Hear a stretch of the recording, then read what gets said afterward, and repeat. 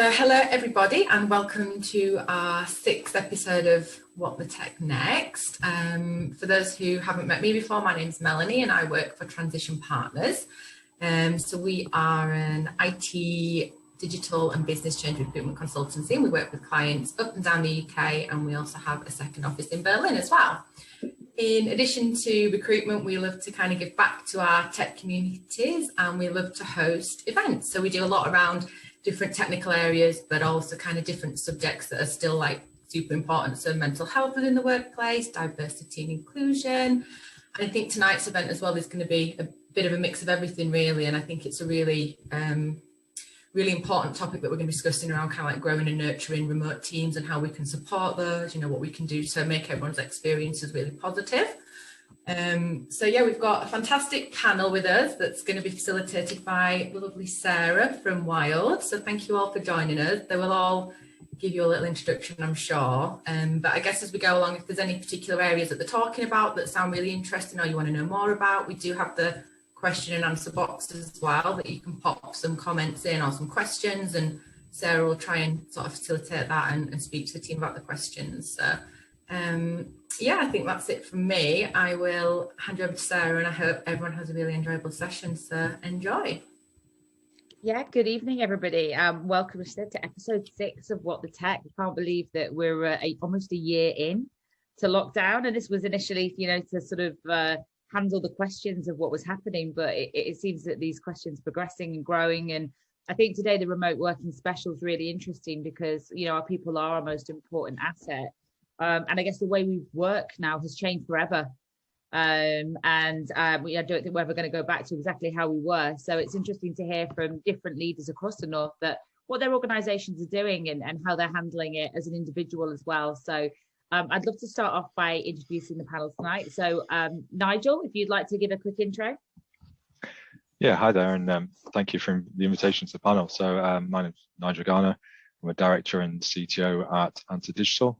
So we are Leeds-based, our head office is there, but we have employees across the country and work in consultancy and digital engineering with both national and international clients. So COVID's definitely been an interesting time, but it's exciting to be able to share that. Thanks, Nigel. Mark. Famous phrase, I'm muted, sorry. Hi, welcome everybody, it's good to see everybody. So I'm Mark, I'm a technical principal at ScottLogic. We're a consultancy based in Newcastle. We're opening an office in Leeds as well. We've got a lot of offices across the country. Been with ScottLogic about 7 years now. Yeah, pretty much hands-on, but I'm also responsible for hiring in Newcastle and Leeds within ScottLogic from the consultancy side of the business. So recruitment's been one of my challenges this year and last year. But different this year, I guess. Different, very, very different this year. Cheers. Sally? Hi, I'm Sally. I am Head of Live Services at Nhs Digital. I am a service management professional. Prior to joining Nhs Digital in May 2020, I worked in the higher education sector again as service management. So my perspective, I guess, this evening is both as recruiting and onboarding staff remotely during the pandemic, but also having been onboarded and joined an organisation and changed sectors during the height of the pandemic. It's been kind of from my bedroom, it's been quite an interesting experience. So I hope to be able to share some of that with you today. Thank you, Sally. And yeah, I've been through that as well. We're going to cover it, but it is very strange to start a new business. Very different. Very different, yeah. And a lot more time consuming. I think not being able to hit the ground running in the way that I was hoping was quite frustrating. So yeah, let's talk more about that. And Liam. Hi guys, I'm Liam Cadd. I'm Head of Digital Transformation at Sky. Sits across all of our product lines, driving forwards, ultimately pushing from becoming a telephony organisation into the digital space. Made big strides over the last few years, but I think COVID's kind of given us that shove in the direction that we really needed as a business, and keep kind of driving the force behind that. Really interested to discuss just about, I guess, the dynamics of someone who used to travel quite a bit for work and kind of travelled across a lot of our sites, the balance of where I've seen value of working from home and managing virtually, but also where of still craving the office environment and working face to face and trying trying to get the balance right, I guess, as we exit whatever the new normal looks like. Yeah, thank you, Liam. And I think that is interesting. A lot of organisations now are really considering what their balance looks like and what they can do. And I know, Mark, Nigel, as consultancies, that can be even more complicated because it depends on what your client wants and needs as well. So just before we start, there is a chat function. And if anybody wants to ask questions, please do. And I will try and get through all of them. But I think we'll get started and get straight into it and talk about growing a remote workforce, and maybe start with that hiring and onboarding. And it might be interesting if you start, Sally, because you've been through that as an experience. What works, what doesn't work, what's it like? It's been challenging for me. I'm interested to hear your perspective. So it's been so I have the added complexity of not just starting a new role, but switching sectors, so moving from higher education into the healthcare sector, and had loads of plans. I was interviewed in person because that was in early January, with all these lovely plans to start a nice gradual transition into the organisation and go in and meet the teams. And obviously by end of February, beginning of March, COVID hit, and with Nhs Digital, they were at the forefront of the response, so they were extremely busy. So I didn't get any of that hand-holding into the organisation, and literally started cold with no strategy, no organisational overview or any of that. Just went in on first day, sat at a little desk in my bedroom, so it was very peculiar. The technology and everything was really good and the processes were really good, but the bit that was missing for me, and I still don't have the answer on how you replicate that, is who knows what and who knows who, and who's the best person to ask about this. And actually Nhs Digital is quite a complex organisation, and not being physically placed in the buildings with the teams, that's really difficult then to get, you don't pick up the same kind of navigation. So I was very reliant on out of date organisation maps, because they were moving people around left, right and centre, because it was, it's right in the middle of the COVID. We were standing up test and trace, we were looking at all these services, so it was really difficult, and I found that really frustrating. I couldn't get into stuff as quickly. Nobody had time either, that was the other thing. But yeah, from a virtual perspective, I've got into the rhythm of one-to-ones now, and I find that I can build relationships virtually, and built those relationships with direct reports. And that wasn't too challenging. Where I find it really difficult is collaborative working, where you're in the bigger meetings, and I am I'm a people person, and I pick up a lot of social cues, and I just don't think you cannot replicate that. So if I'm in a meeting of 10, 12 people, I can't read the room in the same way. I don't know who's pulling a face or who's maybe giving off a body language that says, oh, they don't necessarily buy into that. So, and it's all those things as a leader, all those social cues that you use every day, to address your blockers, know who your champions are and things. So all that has just taken so much longer, and it's been really difficult. And the other thing is, I get my motivation and my energy from being around people. So I'm tired. Just sitting there 8 hours a day it's exhausting. I'm reading all this stuff about the new world of work, but honestly, give me back the 9 to 5, Monday to Friday in the office. That's absolutely fine. What I will say though is, what's been really nice is I can see where the working from home, it's not for me, and I will never knowingly choose it, and I might do one day a week or whatever, but I can see the flexibility that it gives people. So I am all for a mixed model, but I think we need to do a lot more in terms of that team building and how do you embed people into the organisation. I think we've got the mechanics there, the technology and the process, but it's hard to get to grips with a new organisation, I think. Yeah, and I think we probably all work for fairly large enough organisations that go, or organisations that work in technology, so should have the technology right to onboard people. Yeah, I'd be interested in what Sky's perspective and what that's been like for you guys. Yeah, I'll be honest with you, we struggled with it. We've gone on a bit of a learning curve, and to your point, Sally, of coming into an organisation, it's quite daunting itself, learning all the acronyms and the organisational structure, and just trying to get the right people to speak to. And I think we probably underestimated kind of the induction plans that we put in place for people. You might as well kind of rip them up, because you just need to be spending time with people day in, day out, really. And right in the middle of we're so busy as a team across the organisations to try and navigate out trading positions of with, as you're probably aware, we had to stop sending engineers out to being able to actually installing of our TV providing right at the time where everyone's at home wanting to try as a product. So it's been an interesting time to how we navigate some of them areas.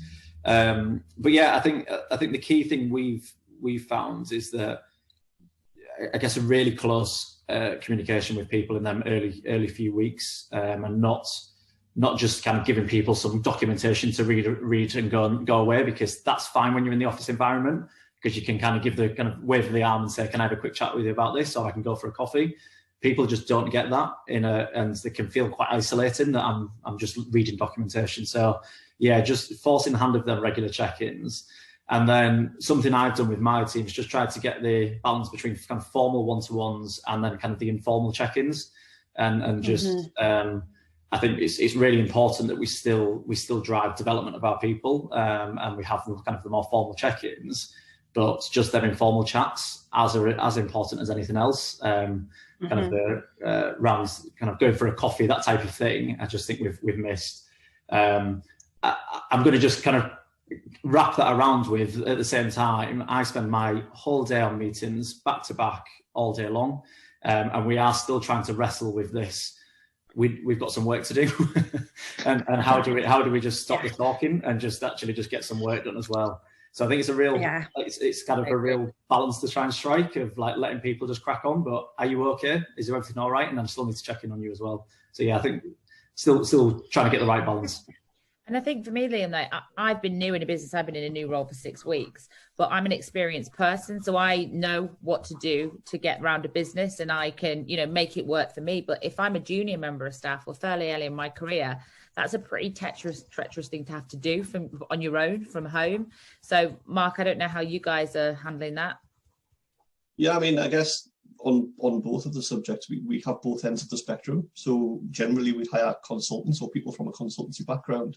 We hire people who are from product companies as well, but actually the consultants tend to integrate better and I guess need less attention, because actually we do that every new project we start. We start with an organization remotely. We're a remote delivery center where we're embedding ourselves in teams. That's our job, and we probably do that every 6 months to 12 months anyway as part of our job.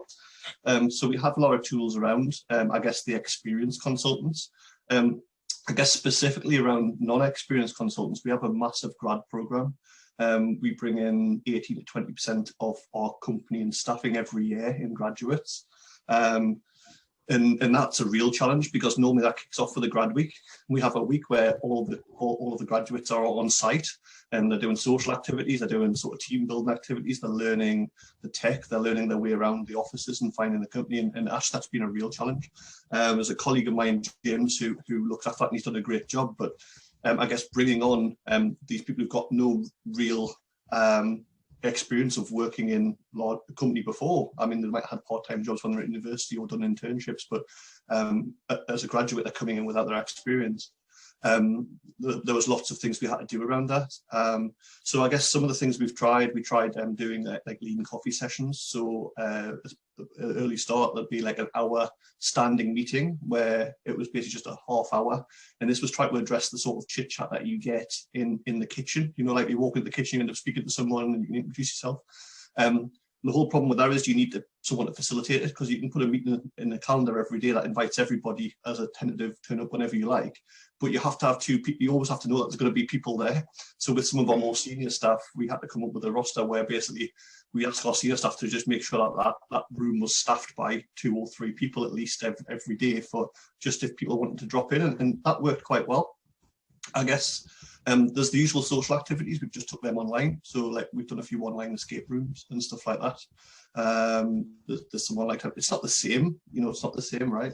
But I think the biggest thing we found we lost was that ambient noise that's in the office. When you're all sitting around a cluster of desks, you pick up on some of the things other people say, and it's that ambient conversation you lose. It's not, if someone wants to chat with you for 5 minutes, they'll put a half an hour in your calendar now, and you'll have a meeting and then you'll feel obliged to be there for half an hour. But that doesn't work. You kind of want that ambient noise. And then one thing we've tried is, and it works quite well, is there's a service called Discord, which is more like a gaming, it's like a gaming server. Yeah. So basically it's always on, and you can choose to mute your mic or mute your headphones or make it quiet. but basically you can still listen to the conversations that are going on. And if everybody's on there all of the time, you do get that ambient conversation. That works really, really well. I think especially with the younger people as well. So we've always said that the norm is when I was younger, I'd go outside and play outside. So therefore, I don't know if this is right or not. I might be totally wrong here, but I guess I used to go outside and play outside, and that was my social interaction. And everybody goes on about younger people spending more time online when they're younger on the games, but actually that prepares them better for this online life, I guess. They're used to spending their time on their headsets, speaking to their friends, and actually that works quite well with our graduates, I tend to find. Cool. And I think as well that I learned from listening to the people around me. That I always think that's how I progressed, is like I pick up cues and I hear somebody else do that really well. And I think that's the thing that's really hard, especially if you're junior, that you can't, you know, or you haven't quite got that right, or if you thought about doing it this way, it's very hard to just those little tiny cues that help people progress. Nigel, what about you guys? Yeah, I completely agree with the conversation there about tooling and just making sure the teams have got what they need. It's something we use Discord as well on some of the teams. It's great. Some people want that background noise. They want that ambient atmosphere, but others don't. Others don't work that way. Again, some of the other comments around, it can be very easy just to get locked in meetings kind of morning to night all the way through. And it's interesting to see how different clients approach it as well. So one of our clients is trying no meetings before 2 o'clock. And so after that, if people want to meet, it's after that point. Before that, then it's actually get time to get the work done, get the code cut, get the actual actions delivered. So it's been very interesting to see how different organizations react to it, and working in that consultancy space, I suppose it gives us that opportunity to see different organizations, see their reactions, and to pick and choose from that. I mean, I looked at some figures just before this, and since the start of COVID, we've onboarded 40 people to the teams.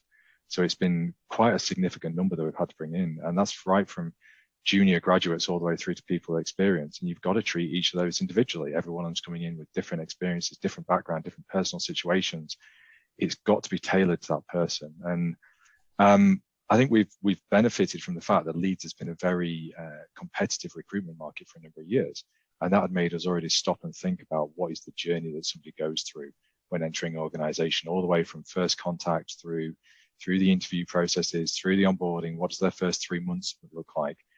And a lot of it over COVID has been actually around doubling down on that and putting, really empowering that and focusing on the bits that would normally happen around the office, the small conversations, the little chats, the coffee introductions and pieces like that, and actually trying to formalize those a bit more, making sure that the introductions around the organization happen, making sure that people feel welcomed, that they feel engaged, and understanding what projects they're going into, understanding where in the organization you might want to point them at somebody else. Are they joining something? Is another project doing that kind of work already? Can you point and actually encourage that relationship to build between those other project teams, so they feel that they're supported, they feel they're engaged with as they're entering the workplace? Because we have members of staff who have never been to the office, and that it's a year ago. It seems entirely kind of, you wouldn't, if you'd said it, you'd have been laughed at, that people would never engage. And for us, we always try to bring everyone together every quarter for a big company meeting to kind of share and knowledge and build those personal relationships. And the fact that we're now dealing with staff who haven't been into the office at all, it is a completely different landscape, but it is entirely personal to that person. You've got to react to the individual. You've got to engage with them and understand their needs and deliver an onboarding process that meets that. Yeah, and it's interesting you say that thing about companies treating people as an individual. I mentioned I started a new role, but I started a new role, and on the second day of starting, the kids were sent to homeschool. And as a single mom, all of a sudden I was homeschooling, and I really panicked about, I've joined an organization. How am I going to make this work? And I think that, one of the things I can be really pleased about is my company has treated me as an individual. And I think that really shines. And the businesses that are growing at the moment are probably the businesses who are giving the flexibility and understanding. And I think that individual thing is really, really important. And when I moved, I was surprised how many people are actually moving job at the moment.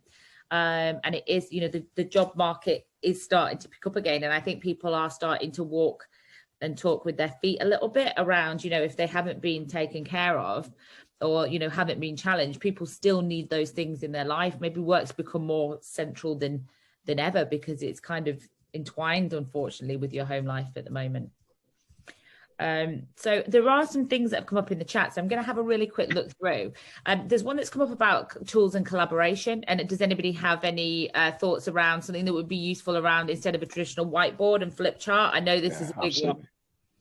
I mean, one of the things we adopted pretty early on quite successfully was Miro, and for us the tooling was just around what do the teams need and get them access to it. So we have pretty much every collaboration and kind of communications platform from Zoom and Teams and Hangouts and all the rest of them, because they just need to make it easy to communicate with the clients and engage with what do they need, what are the clients using, just simplify it as much as possible. But yeah, Miro has been a big one for kind of workshops and sessions.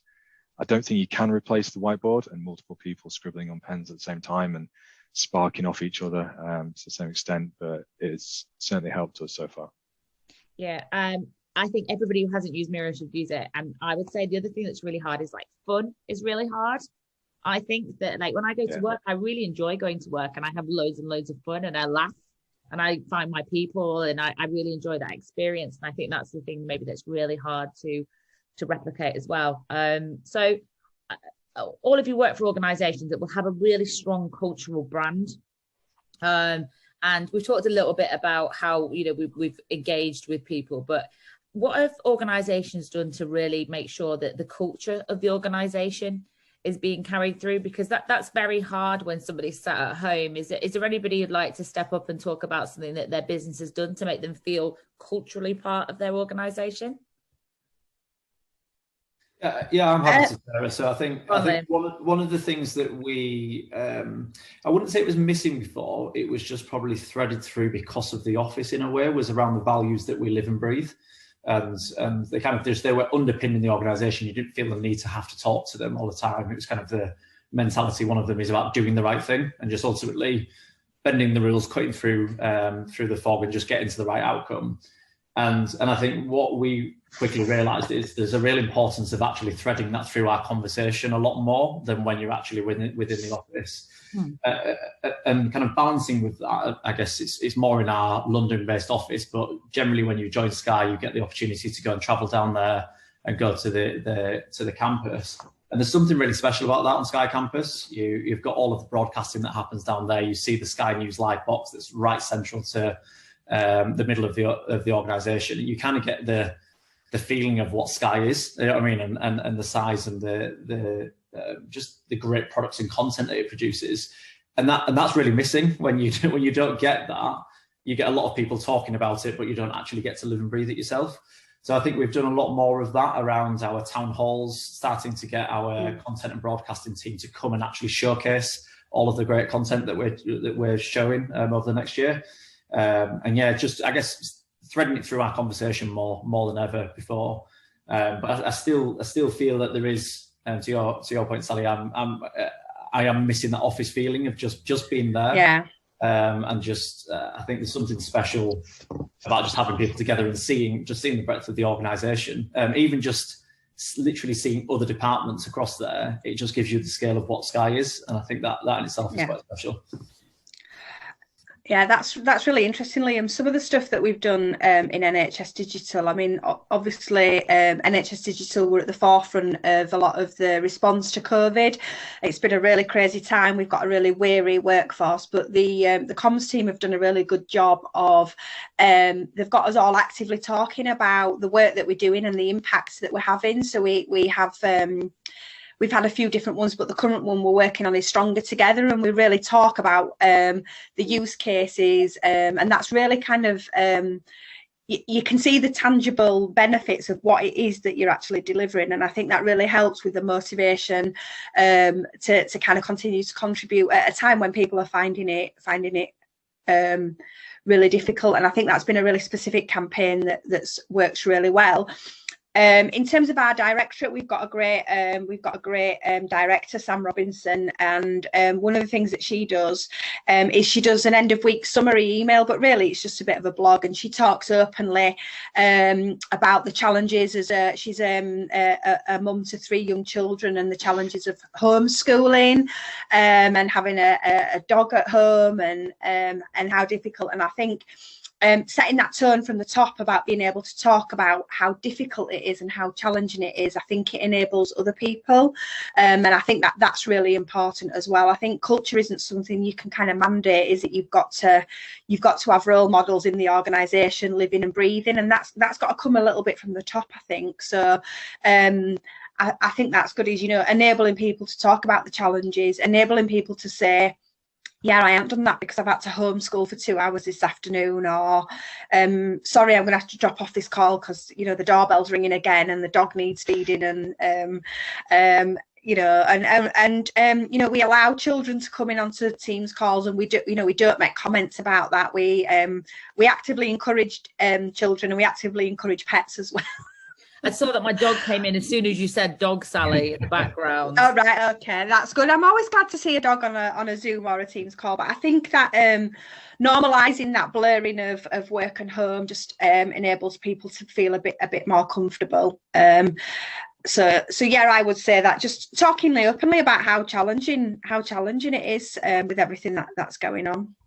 I think just to build on that, Sally, as well, for someone, I don't have any kids, which maybe is the blessing that I don't have that challenge at the minute. It's a lockdown blessing. That, yeah, there you go. But I think also just recognising that we've got a lot of young people in our organisation that don't have any children, and I've certainly felt it at times, kind of going, I'm in a luxurious position, so I can't feel bad. and the things that I'm feeling really frustrated about is just because I can't go on holiday and I can't go to a music gig and things like this that I enjoy doing, but actually I've not got the stresses of homeschooling and everything else with it.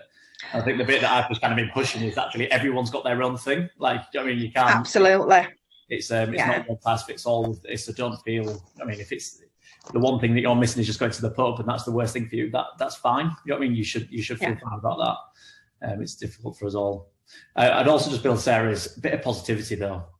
We all watch the news and feel the kind of the challenges that we've got. I know my boss has kind of drove this through to say we need to talk openly about the challenges that we've got, and people feel comfortable to talk about it. But sometimes people have heard it, and they kind of just want to go, let's just have some positivity and get on with it, and just see the good side of what we've got to achieve here, which I think is as key. It's interesting that one, Sorry, Sarah. No. From a cultural point of view, from a consultancy, and I don't know, Nigel, if you've seen the same, but within Scott Logic, we've always really had a good culture, in my view. But the biggest cultural change I've seen is with our clients, because I mean, our history is financial clients. We deal with a lot of large financial organizations. And if I was in the office, I'd go in and I'd be in a t-shirt or in a pair of jeans. But every time I went to visit the client, I'd always done a suit, maybe not a tie, but I'd put a jacket on, you know, and a shirt or a collar at least. Whereas now I'm literally in calls with like C-level stakeholders within massive international banks, and they're there in a t-shirt and the kids are in the background. And I think it really lets us realize that no matter what your job title is, we're all human. And actually it makes a lot more of I'm a bit longer in the tooth. I've been doing this for a long time, but it makes a lot more of the junior staff feel a lot more comfortable being in meetings with quite senior stakeholders within large organizations. So I think for me, the biggest thing with the organization. That's really made me smile, that Mark, just thinking about it, because one of the things I decided right at the beginning of lockdown was I was going to get up every day, I was going to get dressed, and I was going to put makeup on, and I was going to do my hair, and I've really stuck to that. But I do sometimes wonder why I'm bothering, and do people think I'm weird when I'm going on Zoom calls? But it's just it's a part of my working day that I've always really enjoyed, and I just really wanted that structure. So, you know, I love to see people in the t-shirts and stuff like with a bed head, but it's not for me. Well, but, you know, there's no judgment on that. Sorry, we just had a small disaster in my house.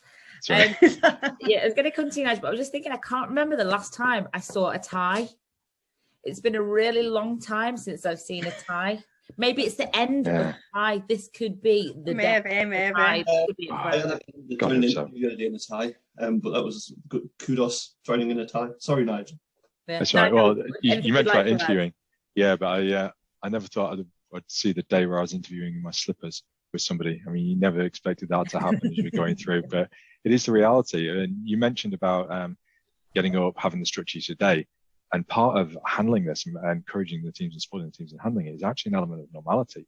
work is that one piece of continuity for the teams and for the employees to kind of engage with while the rest of the world is going absolutely crazy. And for them, it's a bit of escapism as well. So that sense of normality can be really important in managing the mental health elements of this. I mean, your point, Mark, around clients is absolutely so. As a consultancy, we've been used to establishing remote teams with clients. We always encourage co-location, but it normally involved a couple of days a week where you were working remotely. So we had an element of that culture within the organization already. So in terms of when lockdown occurred, it was mainly around just pivoting that, really kind of powering behind it and supporting it as it grew out, rather than having to foster it from scratch, which was massively beneficial, massively helpful for us. I think the one thing I'd add and encourage, and you referenced it kind of indirectly around talking from leadership all the way down, is that collective ownership element of this. Everybody's in it together from top to bottom of the organization. Everyone's going to find a way of making it work. There isn't a case of trying to pick on individual people or anything else like that. We succeed or we fail as a whole as part of this in any given team. And the collective ownership amongst the teams, the empowerment of those people within the teams, giving them the appropriate level of autonomy in their work, but giving them support as well. But then delivering the cross-cultural elements of the organization as well. So it's not just around an individual team, it's around encouraging the unity of the company still, as people aren't meeting together, they aren't seeing and working together. All those little facets and knowledge transferring pieces that used to take place ad hoc within an organization, now you've got to just encourage it and foster it and make sure that they still take place and you don't miss out on those softer elements of things. Yeah, I think the worst thing at the minute must be if you're in a business where you're just doing your job and you're not engaged, like you're just delivering something without any concept of the business around you and feeling part of something. That must be quite a lonely existence. So there's some really nice conversations in the chat. Not so many questions, but just some really nice comments around people saying that they don't deserve to feel rubbish and thinking about other people and feeling, like humanized, and people putting their makeup on. Sally, you've helped some people there as well, and about people doing what it feels like important for them to go to work. I'm a bit like you, Sally. I have to do certain things in order to feel like I'm going to work, but if I don't have a very productive day.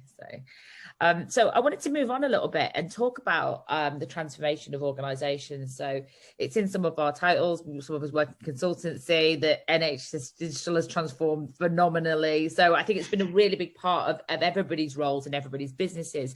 But maybe looking at it from an employee perspective, we're talking about going back to work. So I know that that's on the agenda for boards at the moment. And I'm thinking, okay, what does that look like? What are we going to do for our employees? And I wonder if anybody's at a point where they're thinking about what that's going to look like. And, Sally, you talked about the blended model, but is anybody there ready to say, this is what we're going to do or doing? I can't say for definite what the plans are for Nhs Digital, but interestingly, we are moving into a new building. We were supposed to be going in early this year. It's been delayed slightly, but there's certain expectation is that the occupancy will be lower than pre-COVID, and just to give people that flexibility, because I think that's one good thing that can come out of this is, I think generally in very traditional organisations, certainly in my world where I came from, higher education, there was a massive distrust around remote working and home working, and you did a 9 to 5, you showed your face in the office, and you were judged on presenteeism, and being there. And I think what this has shown this last year is that people can be productive from home. They can be trusted to work from home, and I can only see that resulting in more flexibility. I think whilst people are keen, most people I speak to are keen to get back to the office. Apart from me, nobody's saying, and I'll be back there Monday to Friday, 9 to 5. Everybody's talking about, 1 or 2 days a week from home, or being able to be more flexible around childcare or caring responsibilities or interests that people have got outside work. So there's nothing being formed in terms of corporate policy or anything yesterday, but but I can certainly see that is the direction of travel, and more of the candidates we are interviewing are asking about the permanency of remote and home working. So I think that's really interesting. So maybe people are saying that the workplace is going to be more around innovation and collaboration, and you go in absolutely for a reason. Yeah. Something. So Liam, did you come off? Am I going to put you in a position, Liam? No, go for it. So I think for the past 2 or 3 years, we've been focusing quite a lot heavily on that trust with our people and making sure we're tracking on outputs ultimately, rather than tracking a number of hours that people are working. So I feel like that culture was already there pre-COVID. I think the interesting thing for a number of us in leadership capacity especially is that this has been quite leveling across our sites.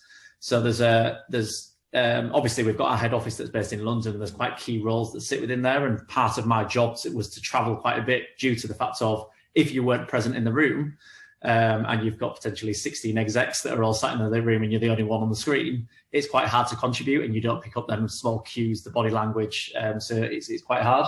And I think the fact of we've all been in the same position has been interesting. I'm quite interested to see what we come out of the back of it though, Sarah, because I think there's certainly a drive to say we see the real kind of creative innovation comes from face-to-face interaction, and that is kind of the direction that's set from and the feeling that's set across our people, but our leadership team as well. But I think certainly in the digital space, we've recognised, and it's just enforced, the flexibility needs to be key, and laddering that through our onboarding experience and our recruitment, because I think it's there, but it's informal, and it's kind of a bit like we offer flexible working, but I think we can go harder on it now to say it shouldn't be a gating challenge for us to bring someone on board because of location. I think a couple of things. I think potential employees are going to want some commitment, because people say flexible working, that can mean many different things. Yeah, exactly.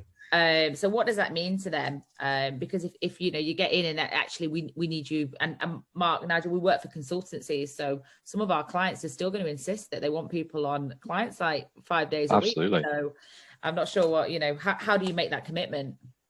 Would have the conversation, the open and honest conversation during the interview process. That's right. So we're having the discussions ourselves in terms of what does it look like for us and our staff and ourselves post-COVID. But this isn't going away anytime soon. This is still going to carry on and cause challenges and disruption for quite a period. No one quite knows how this is going to play out. So we're trying to be responsive and engaging and just being honest with people as we're having an interview with them, that ultimately part of our response will be driven by our clients. What do they need? What is it that we need to do to help their businesses succeed and to help them get the most out of the services we offer? So some of that will be on site. We do a lot of work with the NHS, and a lot of that is certainly within the early parts of this was going on site still and supporting the activities and supporting those teams, and to travel still. And we still have people going on site to some of the major hospitals to actually help and support that through. And you just got to be honest that no one knows where this is going to go. If you're in a product organization, you might be able to make the commitments that says, okay, well, we're all home working now, and that's great, and we're giving up the office space and we're doing things like that. But ultimately, it is around finding a balance between the employees and helping our clients deliver the goals that they're trying to achieve. I agree. Mark, do you want to add to that before with this couple of questions? I mean, a little bit, I guess. Pretty much what Nigel said.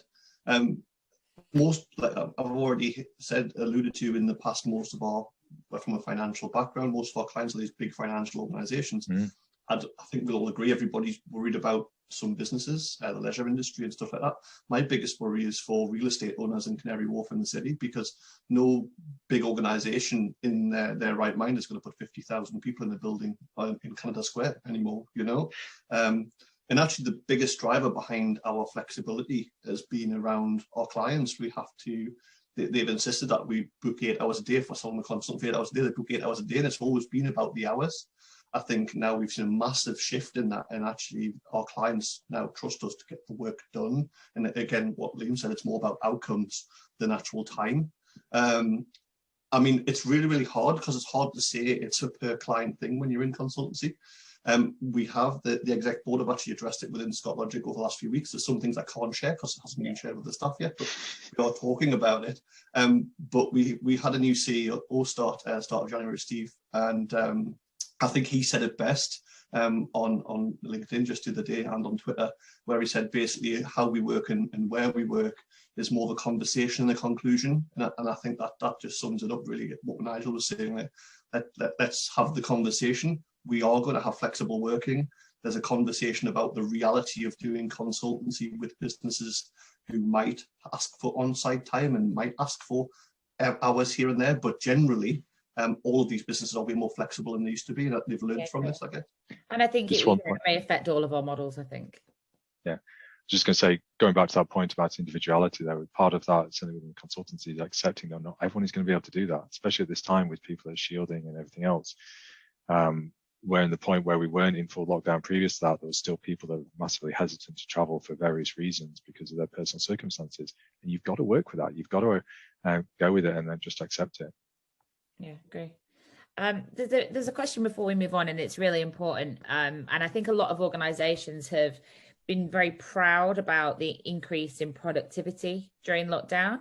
And I think that's for many different reasons. You know, like people do have that extra time, but I think people have pressures and anxiety that if they lose their jobs, and there are many different reasons, I think, where productivity's gone up. But Amber Jane asked, and I think it's so important, is a concern from a leadership perspective that employees are more likely to suffer from burnout as personal and work lives are more connected than ever. And I wonder if anybody wants to pick that up, because for me, I think that's something that everybody should be thinking about. Yeah, absolutely. It's the top of our list. The leadership team meeting every week. I think particularly in NHS Digital, where the pressure on our services and the desire from within the organisation to support the pandemic has been, you know, everybody's so dedicated and so committed. But it's how do we kind of counterbalance that? My real concern is, I think, interestingly, we've seen sickness levels drop across the organisation, and some of that is because people are catching the common cold and they're not getting bugs and stuff. But I wonder, certainly in the mental health and mental wellbeing space, how many people would is being hidden when people are working from home. You know, you might not be able to face going into the office because you know your mental health is not good.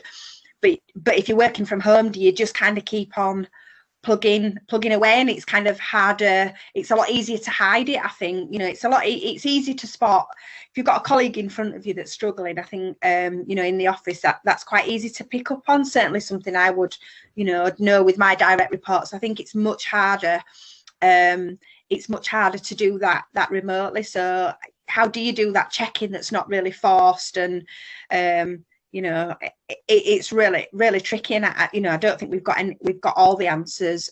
We've got all the answers yet. I mean, our HR department are running a number of check-in wellbeing surveys and provide all kinds of assistance and things, but I don't know what the answer is, and it's a massive concern to me. I really do worry about it. Yeah, and I saw the stats today. I think it was saying it's costing 10% of revenue for businesses is starting to hit now, and I think this is where it's really going to hit. Because I think, you know, going into last year, we had the summer and there was the sunshine and we could get out a little bit. This long winter has been very hard with no definite date for us to be out and about and mixing again. I think it's really had an impact. Yeah. And I know for me, there are days where I don't want to put the camera on. I don't want to see anybody. I don't want to get ready, you know, and I'm really struggling. And I think everybody has those days. And I think it comes from the honesty and people really, you know, saying, and leaders saying, I'm feeling that way too. I'm having a terrible, terrible day. Yeah, this one has definitely been harder. The first lockdown we went into was new. I think it's, So, I was just going to say. I think the other challenge is around. Oh, sorry, Nigel. Go on. No, I was just going to say that this one has definitely been harder. This third lockdown. I mean, the first time everyone went into it, it was new. That people were adapting. The focus was everything else, and this time it's just more of the same. And making sure that all the teams, somebody within each team is in touch with somebody else every day, that they're kind of watching out for each other. And there's that sense of that, again, that collective ownership, we're all in this together. That means that they're actually, the individual teams are then escalating if they think they've got someone's got some challenges or facing problems, so that you can step in, you can try and support that person through. But it's ultimately the teams have got to watch out for themselves. They've got to watch out for each other as part of that, and raise where they need the help on it. Agreed. Does anybody else want to jump in? We've got sort of 15 minutes. I've got sort of one more thing to cover.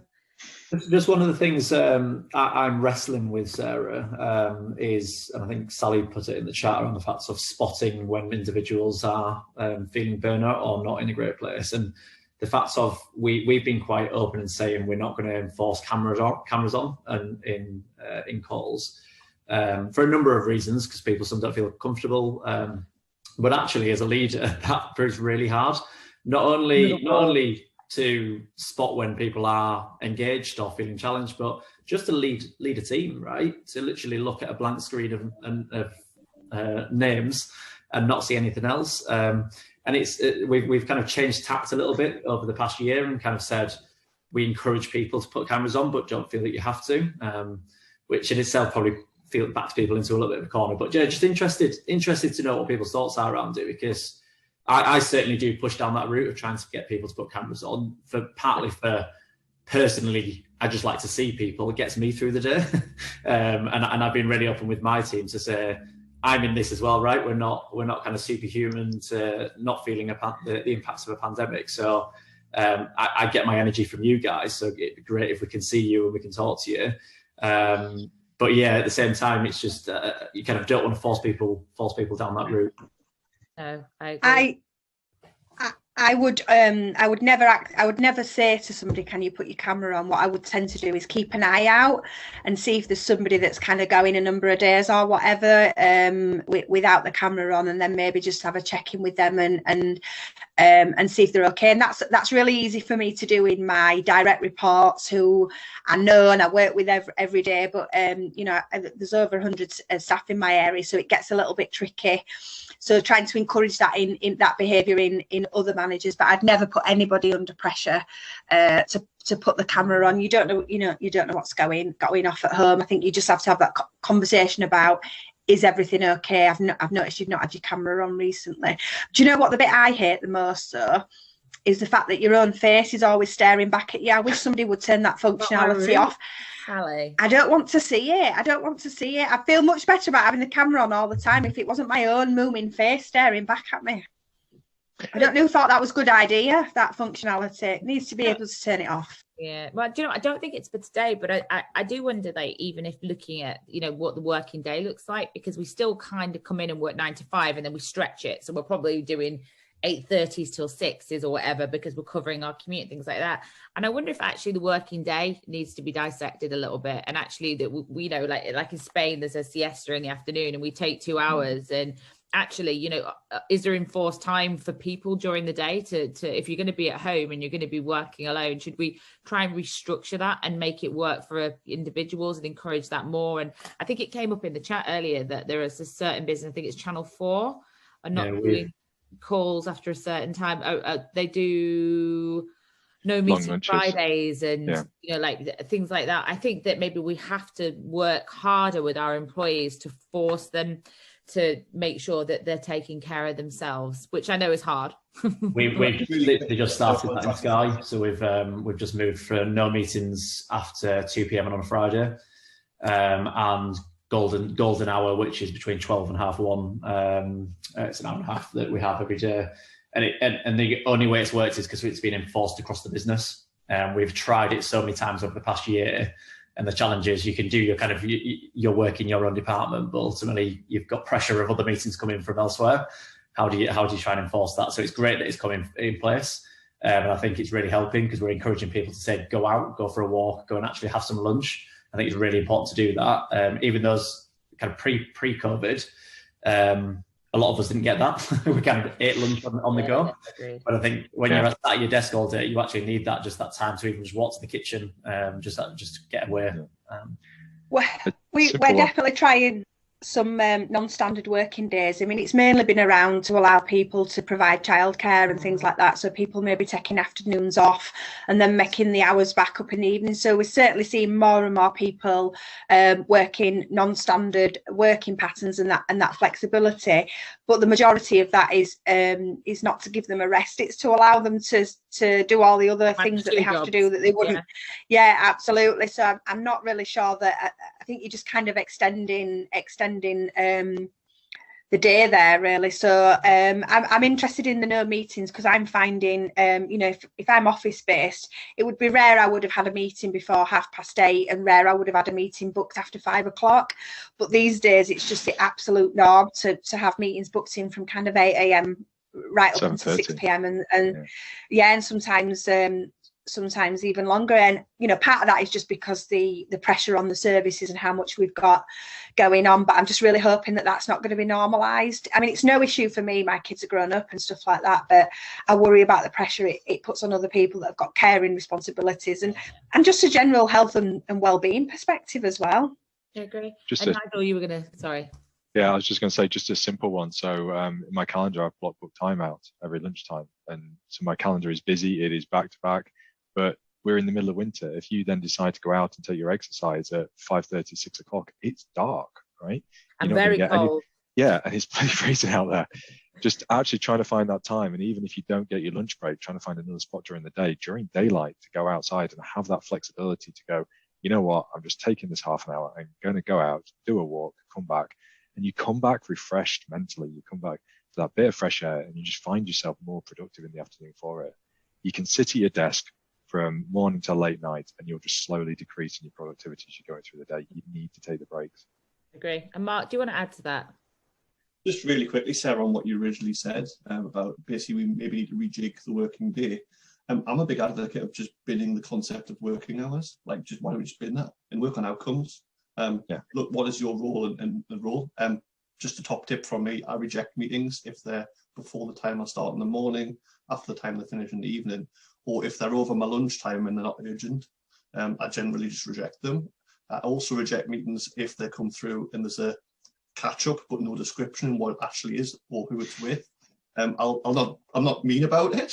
I'll reject with an edited response saying, look, if you give us more context about what this is about, then that's important. And I think that's fine. I think it's really important to empower more junior employees who probably wouldn't feel comfortable doing that to reject meetings that they don't have to go to. It's like, why wouldn't they?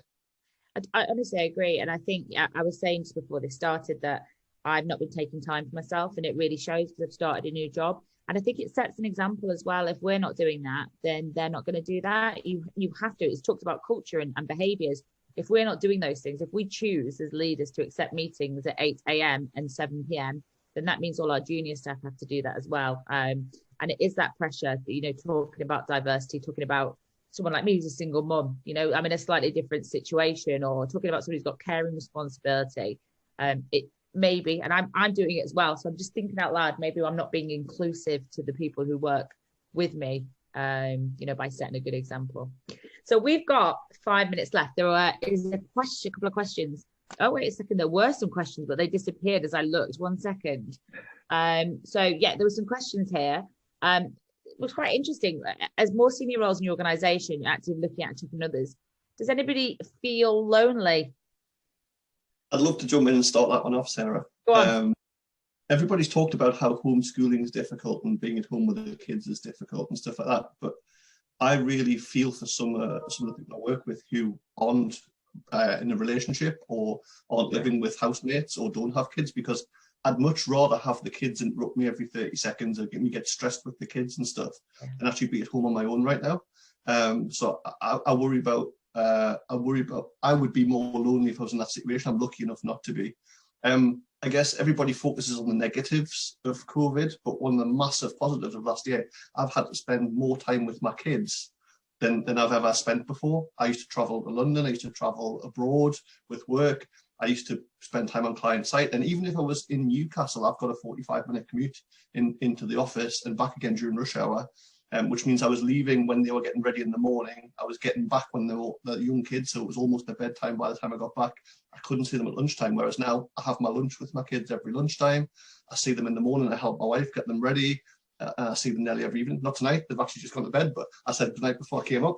I love that. I think that's a massive positive for me. So in answer to the question, I don't get lonely, but I think I'm one of the lucky ones. I'm in a situation where I do have that family. Yeah, I think, you're absolutely right. And that's the thing, isn't it? Everybody's got their own situation. Maybe sometimes I want to lock my little boy under the stairs, but most of the time I feel really proud of him and just in adoration, and so lucky to have that time. So we have a few minutes left. So maybe I was just going to whip around and just maybe one piece of advice or a learning that everybody has from today. Start with you, Nigel. Oh, that's a good one. What one piece of advice? I would go with that collective ownership of this and just reinforce that again. Right? This isn't about individuals kind of then having to mandate it and try to demonstrate how to do it. It is around everyone is in this together. You've got to face into it squarely. It is for the entire organization to step up and to help and support this. And don't feel that you're alone as part of that. I mean, we mentioned previously about the loneliness. I do miss the human contact in terms of actually physically going places. I used to travel an awful lot. And you get to the end of the day and you're fed up of talking to people. You've not actually had any contact with people, if that makes sense. Yeah. So it is around that, just accept that acceptance of shared ownership. It is a shared problem, but everybody's different. Everyone handles it different. And you've just got to deal with that within the team. You've just got to understand the people, understand the staff, and make those allowances where it's needed. Agree. Mark? Work's a secondary thing to me. Nothing's more important than your personal life. Therefore, work for a company that understands that. That's my takeaway. Cancel meetings, do what you need to do. Your family and your life is more important than your job. Single bit of best advice I can give. Reject meetings, do what you need to do to be happy. Yeah, cool. Liam? I guess just don't feel undeserving to feel crap, whatever circumstances you're in, right? It's yours. And to your point, Mark, I am the single person with no kids, live alone. And you're right, it can be quite lonely at times, but you can call it out, right? Everyone's got their own circumstances. But also, it's fine to be really positive as well. I think some people feel that they can't be because they're like, there's people are going through tough times, and actually it's quite nice to hear the positive stories of what people have got out of the last year as well, and speak up about them. Agree. Sally? I guess mine would come back in from a leadership perspective. Is talking openly about those challenges and how difficult it is, and you know, setting the tone really. So rejecting breakfast meetings, you know, if you as a leader are able to do that, then I think it sets the tone for others in the organisation, because you can say it as much as you like, but if you don't demonstrate those behaviours, then people they don't really buy into it, do they? So I think that's going to be my top tip today is and takeaway is to actually do and practice what I say and what I tell others to do, and to, you know, not log in when I'm not feeling well, and be protective around some of that time if I feel I need it, and talking openly about those challenges as well. I think joining a new organisation, it's quite difficult to show that vulnerability. But being an authentic person at work has always been really, really important to me. So I think I've just got to kind of let the chink show a little bit sometimes. Yeah, I agree. And you know what? I feel bad because I put in fake meetings, and I'm not going to put in fake meetings anymore. I'm just going to say no, rather than, because that's not very responsible of me, is it? Because I'm not being fair, and I should say no, I don't want to take that meeting because, rather than putting the fake meeting, and be authentic about it. Yeah. But you have to work for an organisation that's understanding when you're saying it. Yeah. Fake meeting is the second good second best. I love a fake meeting. I think it's being respectful of other people's times. I mean, I've caved in, and for the first time I'm going to accept some PA support. I've always managed my own diary and managed my own emails and stuff, but I'm really struggling. But you know, people are just not always respectful. I logged in yesterday and looked at my diary, and I was quadruple booked, and I think people can see that I've all got, you know. So I think if we can all just be mindful that we've all got priorities, and they might not all be the same, and just to be a bit more mindful and a bit more respectful. I think that's I'm going to try that one. But not just on calendars, on WhatsApp and things like that as well. These communication mechanisms, they all pop up on people's phone. Just stop and think about where the person is when you're messaging them. You don't need to get in touch with them right there and then. Yeah, if it's not important in the evening, leave them alone. Yeah, agreed. Thank you so much, everybody. I'm going to hand back to Mel, and it's been amazing. You've all been wonderful. Virtual round of applause, and I hope everybody's really enjoyed it. Yeah, thank you so much, Sarah, and thanks for the panel as well. I hope you really enjoyed the event. I know I've personally been sat here taking so many notes and my little tips and things, so it's been really fantastic. Thank you, everybody.